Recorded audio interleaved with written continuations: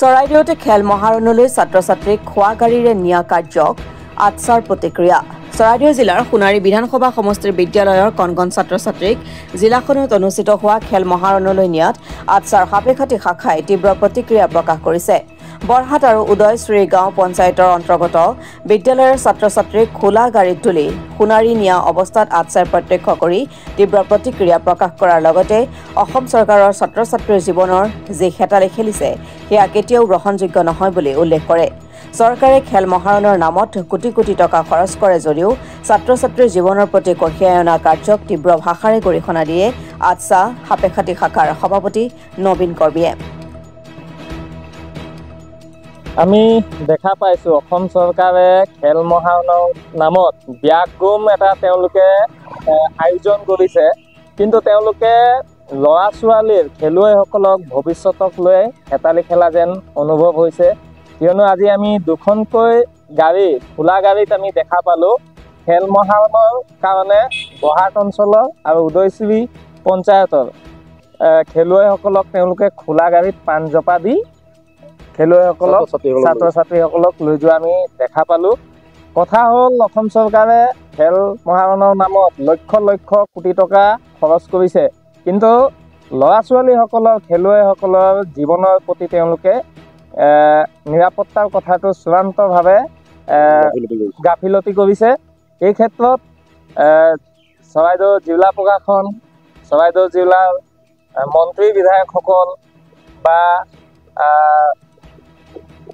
আমি তেখেতলোকক প্ৰতি আমাৰ প্ৰশ্ন যে এই ল'ৰা ছোৱালীসকলক যদি দেশৰ ভৱিষ্যত বা অসমৰ ভৱিষ্যত হিচাপে আপোনালোকে গঢ় দিব বিচাৰিছে, কিন্তু আপোনালোকে তেওঁলোকৰ জীৱনৰ প্ৰতি কিন্তু আপোনালোকে হেতালি খেলিছে। এয়া খুব দুৰ্ভাগ্যজনক কথা আৰু আমি আপোনালোকৰ এনে অভিষেক কাৰ্যক অসম ছাত্ৰ জনজাতি ছাত্ৰ সন্থা সাপেখাতী শাখাৰ মজিয়াৰ পৰা গৰিহণা জনাইছোঁ। ইয়াৰ ক্ষেত্ৰত অনাগত দিনত আপোনালোকে খেলুৱৈসকলক অনা নিয়াৰ ক্ষেত্ৰত আপোনালোকে তেওঁলোকৰ নিৰাপত্তাৰ দিশটোৰ প্ৰতি যাতে হেতালি নেখেলে তাৰ প্ৰতি আমি আহ্বান জনাইছোঁ।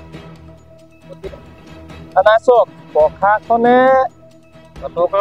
চৰকাৰে লক্ষ লক্ষ কোটি টকা তেওঁলোকে খৰচ কৰিছে খেল মহাৰণৰ নামত, কিন্তু তেওঁলোকে এটা ছাত্ৰ ছাত্ৰীসকলৰ জীৱনটোৰ প্ৰতি সুৰক্ষাৰ দিশটো আওকাণ কৰিছে। আমি ভাবোঁ তেওঁলোকক এটা নিৰাপত্তা মানুহ অনা নিয়া কৰাৰ ক্ষেত্ৰত বা ল'ৰা ছোৱালী অনা নিয়াৰ ক্ষেত্ৰত তেওঁলোকে গাড়ীৰ নিৰাপত্তাৰ প্ৰতি যাতে আপোনালোকে গুৰুত্ব দিয়ে।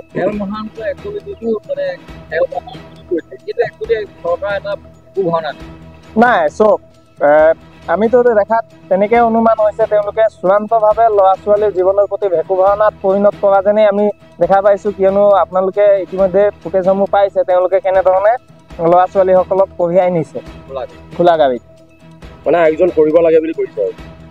তেওঁলোকৰ মনোভাৱটো সেই তেনেকুৱাই ফুটি উঠিছে। কিয়নো ইয়াত নিশ্চয় পঞ্চায়ত লেভেলত মানে পঞ্চায়তৰ সভাপতি সম্পাদক বা বিভিন্ন বিষয়াসকল উন্নয়ন খণ্ডৰ বিষয়াসকলো জড়িত হৈ আছে। ইয়াত নিশ্চয় তেওঁলোকে হৰণ ভোগনৰ চিন্তা কৰিছে, যাৰ প্ৰতি এনেধৰণে তেওঁলোকে ল'ৰা ছোৱালীৰ প্ৰতি জীৱনৰ প্ৰতি আওকাণ কৰা অনুভৱ আমি দেখা পাইছোঁ। সাপেখাতীৰ পৰা ৰাজীৱ কলিতা, ৰিপৰ্ট অসম টুডে।